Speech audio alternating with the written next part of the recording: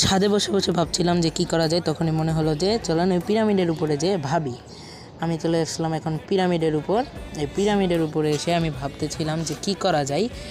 তখনই আমার মনে হলো যে অনেক দিন ধরে ক্রিকেট খেলি না, চলেন ক্রিকেট খেলা যায়। তো আমাদের সাথে থাকবেন।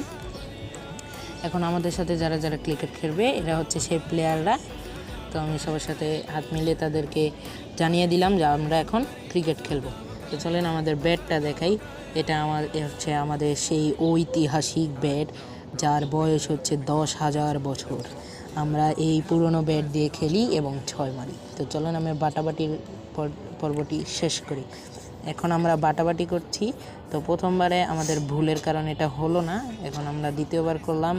এখানে আমাদের ফার্স্ট প্লেয়ার সিলেক্ট হয়ে গেল, এবার সেকেন্ড জন্য সিলেক্ট হয়ে গেল, আর এবার বাকি দুজনের ভিতরে আমরা বাটিয়ে দিচ্ছি যে কে কোনটা হবে। তো প্রথমবার হলো না, সেকেন্ডবার আমরা আবার করলাম। এভাবে করতে করতে সিলেক্ট হলো যে এ হচ্ছে ফার্স্ট, এ হচ্ছে দ্বিতীয়, এ হচ্ছে তৃতীয় এবং সবার লাস্ট হচ্ছে এ।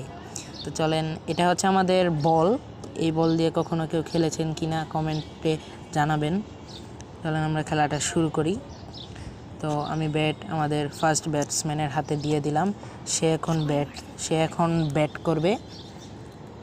তো চলেন তার ব্যাটিংটা দেখেন। সে ফার্স্ট বলে একটা 6 মেরে দিল, একদম এক ছাদ থেকে অন্য ছাদে পাঠিয়ে দিয়েছে, তার জন্য অত্যন্ত শুভেচ্ছা। এবার সেকেন্ড জন মারল, কিন্তু বলটি তার জায়গায় ঘুরে পড়ে গিয়েছে। থার্ড জন একটুর জন্য পারল না, এবং শেষের জন হঠাৎ করে অন্যমনস্ক হয়ে যাওয়ার কারণে সেও পারল না।